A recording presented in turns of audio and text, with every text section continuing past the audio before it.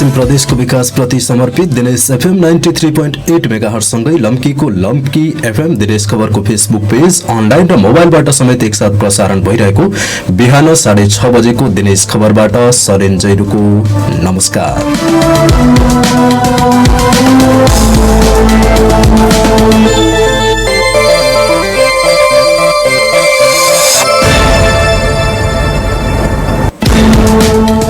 सुरुमा यस प्रसारणका प्रमुख खबरहरू।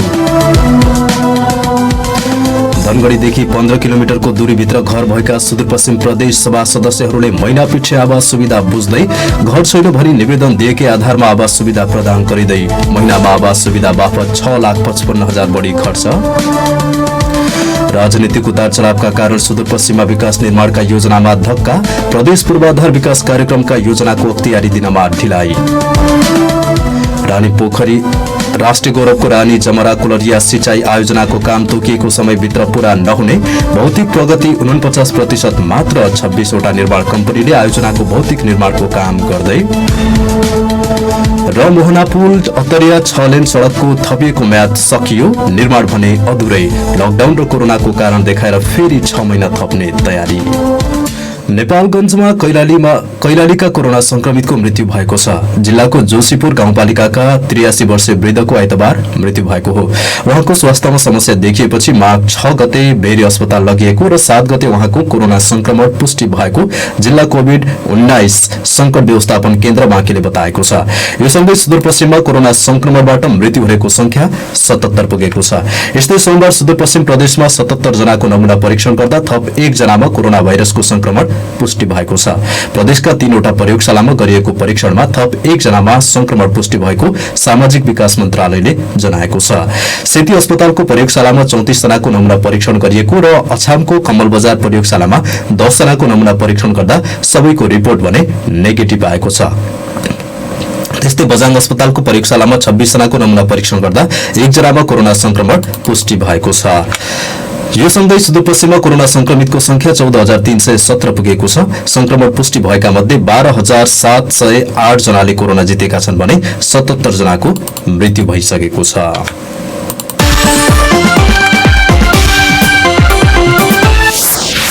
सरकारले कोरोना भाइरस नियन्त्रणका लागि गत वर्ष चैत्रदेखि नेपाल भारत सीमा नाकामा गरेको कडाई सरकारले खुलाउने निर्णय गरे पनि कार्यान्वयनमा आइसकेको छैन।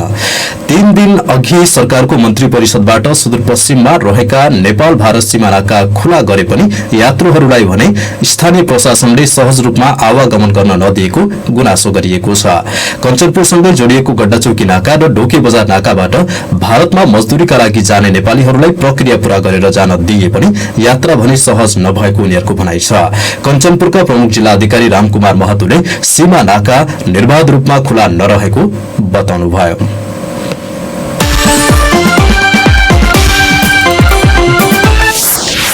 सुदूरपश्चिम प्रदेश सभा सदस्यहरूले धनगढी तथा 15 किलोमिटर भित्र दूरीभित्र आफ्नो निजी घर हुँदाहुँदै मासिक रूपमा आवास सुविधा बुझिरहेको पाइएको छ।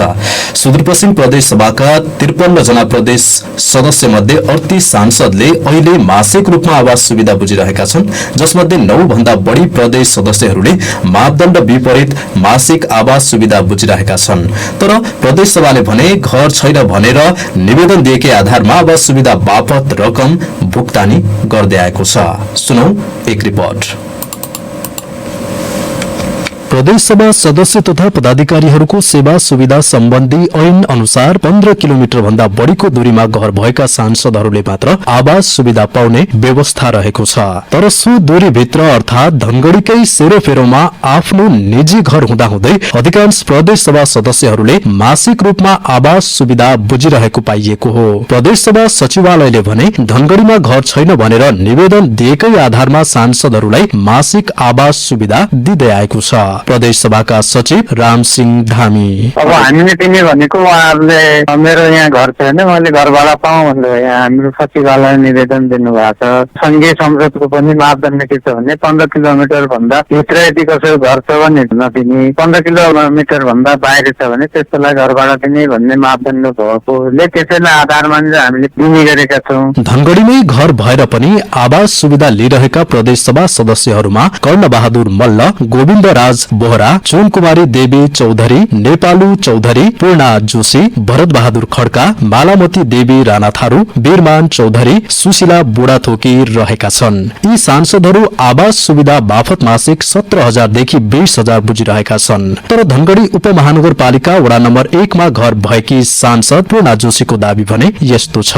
मेरो घर धनगढ़ीमा छैन, विचार गर्नुस्, आफै हेर्नुस् हैन, प्रदेश सभामा बुझ्नुस्। प्रदेश सभा सदस्य मालामती देवी राणा थारूले भने सबैले सुविधा लिइरहेकाले आफूले पनि लिएको बताउनु भयो। मैले मात्र त लिएको छैन, त्यहाँको अब नियमै थियो दिने, अनि त्यही हुनाले अब सबैले लिइराख्नु भएको छ, अब दिएपछि त लिने हो हैन। त्यस्तै धनगढ़ीमै घर भएको बताइएका प्रदेश सभा सदस्य गोविन्द राज बोहराले भने आफ्नो घर र जमिन केही नभएको दावी गर्नु भएको छ। मेरो घर छैन धनगढ़ीमा, मेरो कहाँबाट छ त, मेरो एक खुरो जग्गा छैन। त्यसैगरी विधायन तथा प्रदेश मामिला समितिका सभापति समेत रहेका प्रदेश सभा सदस्य नेपालु चौधरीलाई यस बारेमा बुझ्न खोज्दा पछि कुरा गर्छु भनेर बोल्न चाहनु भएन। संसद सचिवालयका अनुसार सभामुख र उपसभामुख बाहेक अन्य 38 सांसदले घर भाडा बापतको रकम लिइरहेका छन्। मुख्यमन्त्री, मन्त्री तथा सभामुख र उपसभामुखले सरकारी आवास सुविधा पाएकोले घर भाडा नपाउने नियम छ। प्रदेश सभा सचिवालयले चालू आर्थिक वर्षको 6 महिनासम्ममा सांसदहरूको आवास सुविधामा मात्र 39,30,000 खर्च गरेको छ। दिनेश FM 93.8 मेगाहर्ट्जका लागि सरेन्जैरू धनगढ़ी।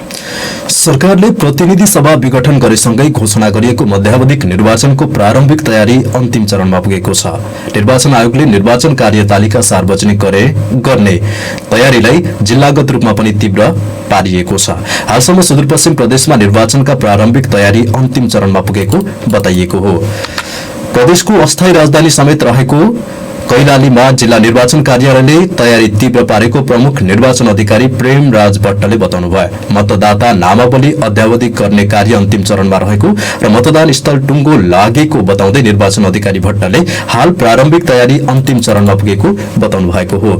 निर्वाचन अधिकारी भट्टका अनुसार धनगढ़ी उपमहानगरपालिकाका 14, फुलबारी, गोदावरी नगरपालिका 4, हाटखोली र वडा नम्बर 9 बल्मी, मोहनड्याल गाउँपालिका 3, साब र चुरे गाउँपालिका 4, बालुवा गडा गरी 5 निर्वाचन स्थल थप गरिएको हो। अब कैलालीमा 236 मतदान स्थल पुगेको हो। मतदाता नामावली प्रकाशनपछि मतदान केन्द्रको टुङ्गो लाग्ने बताइएको छ। प्रतिनिधि सभा विघटन असंवैधानिक भएको भन्दै नेपाली कांग्रेस कैलालीका भातृ संगठनहरूले धनगढ़ीमा विरोध प्रदर्शन गरेका छन्। कांग्रेसका 13वटै भातृ संस्थाहरूको संयुक्त आयोजनामा धनगढ़ीको चौराहाबाट र्याली सहितको प्रदर्शन गरिएको हो। संसद विघटन सर्वसत्तावाद उन्मुख कदम भएको, भ्रष्टाचार बढेको, कोभिड विरुद्धको संघर्षमा सरकारको अक्रमण्यता देखिएको र जनसरकारका विषयमा सरकार उदासीनता भएको भन्दै नेपाल विद्यार्थी संघ, नेपाल महिला संघ, नेपाल तरुण दल लगायतका संगठनहरूले विरोध सभा गरेका हुन्।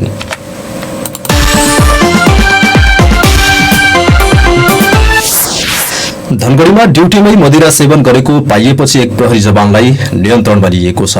अस्थायी प्रहरी पोस्ट चटकपुरमा कार्यरत प्रहरी जवान किशोर विष्टलाई नियन्त्रणमा लिएको जिल्ला प्रहरी कार्यालय कैलालीले जनाएको छ। नियन्त्रणमा लिएर उनीमाथि आन्तरिक छानबिन भइरहेको जिल्ला प्रहरी कार्यालयका प्रहरी प्रवक्ता नायब उपरीक्षक प्रतीक विष्टले बताउनुभयो।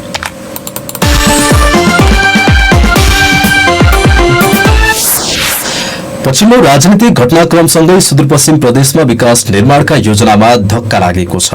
प्रतिनिधि सभा विघटनपछि 2 समूहमा विभाजित भएको नेकपाका कारण सुदूरपश्चिममा देखिएको राजनीतिक उतार चढावले विकास निर्माणका योजनाहरू प्रभावित भएका हुन्।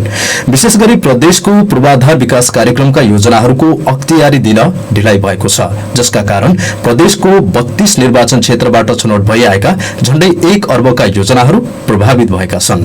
प्रदेश सरकारले भने 550 योजनाहरूको अख्तियारी दिइसकेको दावी गरेको छ, तर स्थानीय तहले कार्यान्वयन गर्ने 300 भन्दा बढी योजनाको अख्तियारी अझै गरिएको छैन। सुनौ सहकर्मी रोशन भट्टको रिपोर्ट। राजनीतिक उतार चढावपछि सुदूरपश्चिम प्रदेशको 32 निर्वाचन क्षेत्रबाट छनौट भइआएका झण्डै 1000 योजनाको काम प्रभावित भएको हो। चालू आर्थिक वर्षमा कार्यान्वयन गर्नुपर्ने प्रदेश पूर्वाधार विकास कार्यक्रमका योजनाहरूको अख्तियारी दिन ढिलाइ भएको छ। आर्थिक वर्षको पहिलो महिनाबाटै कार्यान्वयन गर्ने गरी छनौट भएका झण्डै 1 अर्बका योजनाहरूको काम अगाडि बढ्न सकेको छैन। सुदूरपश्चिमका प्रत्यक्ष निर्वाचित 32 सांसदले छनौट गरेका प्रदेश पूर्वाधारका योजनाहरू कार्यान्वयनमा जान ढिलाइ भएपछि समग्र विकास निर्माणमा धक्का लाग्ने देखिएको छ। प्रदेशसभा सदस्य रतन थापा। छुट्याएको बजेटलाई काम नगर भनेर पठाउनु भने त त्योभन्दा असर के पर्लाहरू विकासै नगर्ने भइगयो नि छुट्याउने अनि त्यहाँबाट योजना छुट्याउने सांसदहरूले हामीले सबै योजना छुट्याएर आज चाहिँ 4 महिना भइसक्यो फिल्डमा चाहिँ पैसा पनि पठाएको छैन कार्यालय पनि पठाएको छैन। प्रदेश पूर्वाधार विकास कार्यक्रम अन्तर्गत सडक निर्माण तथा कालोपत्रे ग्राभेल कल्भर्ट निर्माण खानेपानी सिंचाई ढल निकास नहर निर्माण भवन निर्माण लगायतका योजनाहरू छनौट भएका छन् जसमध्ये प्रदेश सरकारका निकायहरूबाट कार्यान्वयन गर्ने 565 योजनाको अख्तियारी दिइसकेको दावी मुख्यमन्त्री तथा मन्त्री परिषदको कार्यालयको छ। उक्त योजनाहरूको अख्तियारी पनि आर्थिक वर्षको 6 महिनापछि मात्रै दिइएको हो। सो योजनाहरूमा बजेट खर्च गर्ने अनुमति दिइएको भए पनि प्रदेशमा चलिरहेको राजनीतिक उतार चढावले समयमा काम सम्पन्न हुनेमा आशंका बढेको छ भने बाँकी 300 भन्दा बढी योजनाहरूको अख्तियारी अझै दिइएको छैन। प्रदेशको भौतिक पूर्वाधार विकास मन्त्रालयका सूचना अधिकारी छविराज जैसी मन्त्रालयलाई सो आयोजनाहरू उहाँले अख्तियारी दिइसकेपछि त्यो आयोजनाहरू सम्बन्धित चाहिँ प्रदेशको चाहिँ PLMBS भन्ने एउटा सफ्टवेयर छ त्यसमा चाहिँ त्यो आयोजनाहरू इन्ट्री हुनुपर्छ। इन्ट्री भइसकेपछि अनि उहाँहरूले इन्ट्री गर्ने हामीले त्यसमा चाहिँ आवश्यक सहजीकरण गरेर ल यो चाहिँ हामीले यताबाट अर्थ पठाउने र त्यो चाहिँ LMBS स्वीकृत भइसकेपछि उहाँहरूको चाहिँ वार्षिक कार्यक्रममा त्यो चाहिँ आउँछ त्यही अनुसार नै उहाँले खर्च गर्ने हो। प्रदेशका 32 वटा निर्वाचन क्षेत्रका लागि 3 करोडका दरले 96 करोडका योजनाहरू छनौट भएका हुन्। तर आर्थिक वर्षको 6.5 महिना पूरा हुँदा पनि स्थानीय तहले कार्यान्वयन गर्ने 300 भन्दा बढी योजनाहरूको हकमा प्रदेश सरकार उदासीन देखिएको छ। उक्त योजनाहरू स्थानीय तहमा पठाउनका लागि प्रदेश मन्त्री परिषदको निर्णय आवश्यक पर्छ तर निर्णय गर्न भने ढिलाइ भइरहेको छ। सुदूरपश्चिम प्रदेश सरकारका प्रवक्ता प्रकाश शाह मन्त्रालयका स्थानीय कार्यालयहरू मार्फत कार्यान्वयन हुन्छन् केही योजनाहरू चाहिँ हाम्रो स्थानीय तह मार्फत पनि हुन्छन् केही मन्त्रालयका कार्यालय मार्फत पनि हुन्छन् होइन। अब खास गरेर स्थानीय तहमा जाने कार्यक्रमका सन्दर्भमा अख्तियारीका सन्दर्भमा क्याबिनेटबाट डिसिजन गरेर पठाउनु पर्ने हुन्छ। प्रदेश पूर्वाधार विकास कार्यक्रमसँगै राजनीतिक संकटका कारण अन्य योजना कार्यान्वयनमा समेत समस्या भइरहेको छ जसका कारण विकास निर्माणको काम अझै पछाडि धकेलिने भन्दै चिन्ता व्यक्त गरिएको छ। दिनेश FM 93.8 मेगाहर्जका लागि रोशन भट्ट धनगढी। कञ्चनपुरमा अनाथ तथा असहाय बालबालिकालाई पोशाक र शैक्षिक सामग्री वितरण गरिएको छ। आइतबार लालझाडी गाउँपालिकामा एक औपचारिक कार्यक्रमका बीच त्यहाँका 30 जना अनाथ तथा असहाय बालबालिकालाई पोशाक र शैक्षिक सामग्री वितरण गरिएको हो। लैंगिक समानता र सामाजिक सुरक्षा उपशाखा लालझाडी र परिवार बालगृह कञ्चनपुरको संयुक्त आयोजनामा एवं लालझाडी गाउँपालिकाको आर्थिक सहयोगमा सो सामग्री वितरण गरिएको परिवार बालगृह कञ्चनपुरकी सञ्चालक सुनिता चौधरीले बताउनुभयो।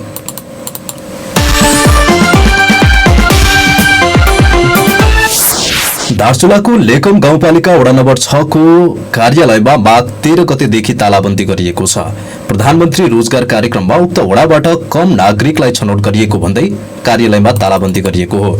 गाउँपालिकाको सबै वडा र टोलहरूमा समान नागरिक प्रधानमन्त्री रोजगार कार्यक्रममा समावेश हुनुपर्ने लगायतका मागहरू राखेर माघ 13 गतेदेखि स्थानीयले वडा कार्यालयमा तालाबन्दी गरेका हुन्।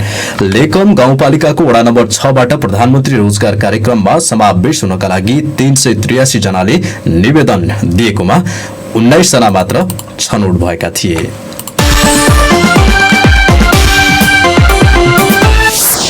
राष्ट्रिय गौरवको रानी जमरा कुलरिया सिंचाई आयोजना निर्माणको काम तोकिएको समयभित्र नसकिने देखिएको छ। पहिलो चरणको भौतिक काम समेत तोकिएको समयभित्र सकिनेमा आयोजना कार्यालयले आशंका व्यक्त गरेको छ।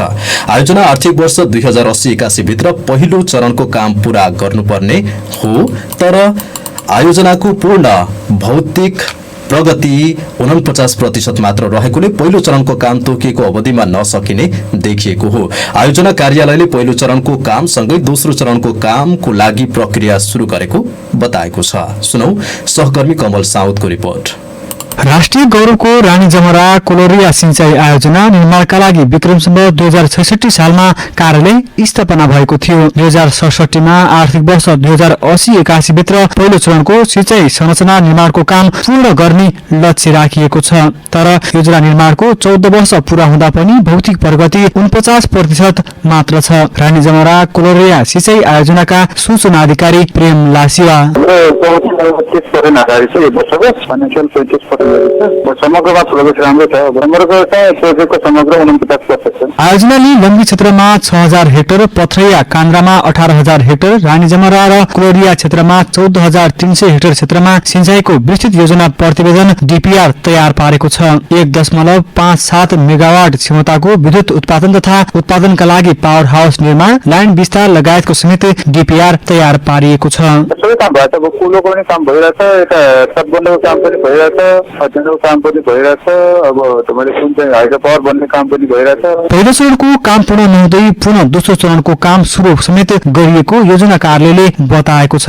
परामर्शदातादेखि 26 वटा निर्माण कम्पनीले योजना निर्माणको काम गर्दैछन्। 14 वर्षमा 49% मात्र भौतिक प्रगति भएकाले योजना आर्थिक वर्ष 2090-91 सम्म लम्बिने देखिएको छ। पुनः सूचना अधिकारी लासिवा, हाम्रो प्रोजेक्ट चाहिँ 80-81 मा सक्ने हिसाबले आएको हो होइन। अब त्यसपछि हामी दोस्रो चरणको प्रोजेक्ट भनेर फेरि अब रानामा जान गइरहेको छौँ। यो पहिलो चरण मान्ने चाहिँ प्रोजेक्टमा चाहिँ फेरि हाम्रो अर्को 18000 क्षेत्र थप्ने गरी गर्दा अर्को चाहिँ 10% प्रोजेक्ट जाने हिसाबले हामी सिद्ध गरेका छौँ। भन्नाले अब 90-91 सम्मको चाहिँ अहिलेको हिसाबले तयारी गर्ने अवस्थामा छ हाम्रो। आयोजनाको पहिलो चरण अन्तर्गत विश्व बैंकले 4.5 अर्ब र नेपाल सरकारको लगानीमा आयोजनाका कामहरू भइरहेका हुन्। 38000 हेक्टर जमिनमा सिंचाई पुर्याउने लक्ष्यका साथ निर्माण शुरू गरिएको योजनाको पहिलो चरण अन्तर्गतका कर्णाली नदीमा इन्टेक निर्माण तथा अन्य संरचना निर्माण र तल्लो क्षेत्रमा कलभर पुल निर्माण तथा नदी नियन्त्रणका कामहरू सम्पन्न भएका छन्। विश्व बैंकको 10 वर्ष निर्ब्याजी ऋण र 3 अर्ब 70 करोड रुपियाँ, सरकारको 50 करोड रुपियाँ र स्थानीयबाट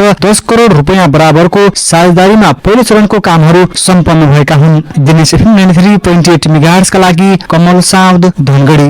मोहनापुल अतरिया 6 लेन सड़कको 1 वर्ष थपिएको म्याद समाप्त भएको छ, तर निर्माण कार्य भने अझै अधुरै रहेको छ।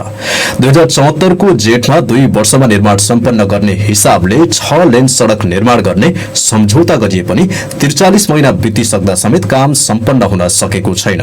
पछिल्लो पटक 1 वर्षको म्याद थपिएको भए पनि कोरोना र लकडाउन देखाएर 6 महिना म्याद थप्ने तयारी भएको बताइएको छ। निर्माण कम्पनीहरूसँग पछिल्लो पटक लकडाउन र कोरोना देखाएर फेरि 6 महिना थप्ने तयारी भएको छ। सुनौ सहकर्मी नारायण अवस्थीको रिपोर्ट। 14.2 किलोमिटर लम्बाइको मोहनापुल अत्रिया 6 लेन सड़क निर्माणको काम सम्झौता अनुसार भएको भए 2076 जेठमा सकिनुपर्ने हो। निर्धारित समयमा काम सम्पन्न हुन नसकेको 6 लेन सड़कको गत वर्ष 1 वर्ष म्याद थपिएको थियो, तर कोरोना र लकडाउनमा काम हुन नसकेको भन्दै सरकारले पुनः 6 महिना म्याद थप्ने निर्णय गरेको बताउनुहुन्छ 6 लेन सड़क योजना कार्यालयका प्रमुख इन्जिनियर युवराज पोखरेल। 6 लेनको चाहिँ अब 2070 मार्च 15 गते चाहिँ ठेक्का सम्झौता अवधि सकिएको छ। भर्खरै चाहिँ मन्त्री परिषदको कोभिडको कारणले लकडाउनको कारणले गर्दाखेरि बढीमा 6 महिनासम्म म्याद थप गर्ने भनेर चाहिँ निर्णय भएको छ। त्यही अनुसार चाहिँ हामीले म्याद थपको प्रक्रिया अगाडि बढाउँछौँ। 6 लेन सड़क निर्माणको कार्य प्रगति हालसम्म 80% रहेको योजना कार्यालयले बताएको छ। बाँकी 20% काम अन्तर्गत दोस्रो चरणको 4 सेन्टिमिटर मोटाइको कालोपत्रे थप्ने, 3 मिटरको फुटपाथ निर्माण गर्ने, 6 लेन सड़क भएको खण्डमा रेलिङ राख्ने र रङरोगन गर्ने, सड़कको दायाँ बायाँ सर्भिस लाइन निर्माणको काम हुने बताइएको छ। मोहना पुल, सुन्नी खोला पुल र मनहरा पुलको काम भने अझै हुन सकेको छैन। पुनः प्रमुख इन्जिनियर पोखरेल। 3टा मध्येमा 2टा ठेकाको चाहिँ यो सुन्नी खोला पुल र मनहरा खोला पुलको चाहिँ ठेका प्रक्रिया अगाडि बढिसकेको छ। उतापट्टि मोहना पुलको विषयमा चाहिँ यसको चाहिँ डिजाइन स्वीकृत भइसकेको छ। अहिले हामी चाहिँ अब त्यही स्वीकृत डिजाइन अनुसार हामीले चाहिँ लागत अनुमान तयार गर्ने काम गरिरहेका छौँ। लागत अनुमान तयार गरिसकेपछि त्यसको पनि हामीले स्वीकृतिको लागि पठाउँछौँ र लागत अनुमान साथ हामीले चाहिँ ठेक्का प्रक्रियाद्वारा काम गर्नको लागि पनि स्वीकृतिको लागि पठाउँछौँ। 6 लेन सड़कको निर्माण कार्यसँगै सड़कको दायाँ बायाँ 3 मिटरको फुटपाथ र 6 मिटरको सर्भिस ट्र्याक समेत निर्माण गर्ने बताइएको छ। सर्भिस ट्र्याक भने कालोपत्रे नगरिने बताइएको छ। 3 पुल बाहेक अन्य सड़क निर्माणको काम भने निर्माण कम्पनीहरूले अनिवार्य सक्नुपर्ने बताइएको छ। हाम्रो चाहिँ राइट वे 50 मिटर हो। 50 मिटर भित्र चाहिँ हामीले अहिले संरचना निर्माण गरिरहेका छौँ। त्यसमध्येमा 6 लेनमा चाहिँ 38.2 मिटर जुन हाम्रो चाहिँ अब क्यारेज वे हुन्छ, त्यो साइडको जुन बाँकी पार्ट छ त्यो पार्टलाई चाहिँ हामीले ग्राभल स्तरसम्म गर्ने भनेर चाहिँ हामीले चाहिँ कार्यालयबाट एउटा प्रस्ताव तयार पारेर यो चाहिँ विभागीय स्वीकृति भएर आएको छ। 1.75 करोड लागतमा निर्माण भइरहेको मोहना पुल अत्रिया 6 लेन सड़क निर्माणको टेन्डर 3 भागमा गरिएको थियो। भन्सारदेखि बोराडाँडीसम्मको पहिलो खण्डको निर्माणको ठेक्का नागार्जुन कन्स्ट्रक्सनले पाएको थियो भने बाँकी 2 खण्डको ठेक्का राजेन्द्र निर्माण सेवाले पाएको थियो। तर पटक पटक म्याद थपिए पनि काम भने अहिलेसम्म सम्पन्न नहुँदा 6 लेन सड़कमा आवाजावतमा समस्या हुनुको साथै आधा दर्जन व्यक्तिको सड़क दुर्घटनामा परेर ज्यान समेत गएको छ। दिनेश एफएम 93.8 मेगाहर्ज का लागि नारायण अवस्थी धनगढ़ी। कैलाली बहुमुखी क्याम्पस स्थापना दिवसको अवसरमा सरसफाई गरिएको छ। क्याम्पसको 41औं स्थापना दिवसको अवसरमा बीएसडब्ल्यू समूहका विद्यार्थीहरूले सरसफाई गरेका हुन्। कार्यक्रमको उद्घाटन सहायक क्याम्पस प्रमुख प्राध्यापक डाक्टर केशवराज भट्ट तथा मानविकी संकाय विभागीय प्रमुख सह प्राध्यापक मानबहादुर जोराले गर्नुभएको थियो।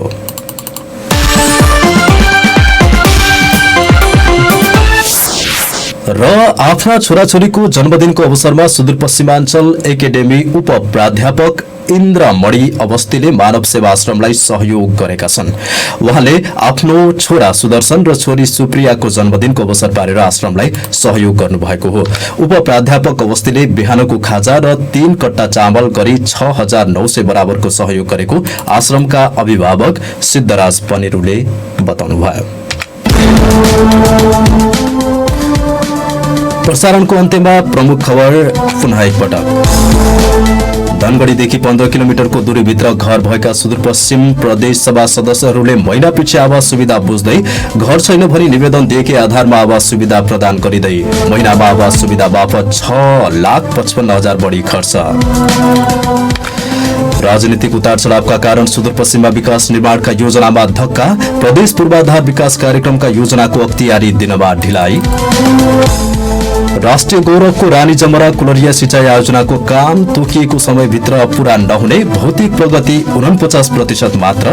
26वटा निर्माण कम्पनीले आयोजनाको भौतिक निर्माणको काम गर्दै।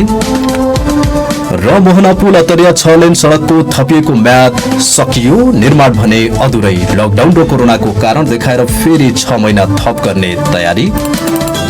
देश दिनेश खबरका साथमा मेडलाइफ तपाईसँगै जीवनमा अघि बढ्दै।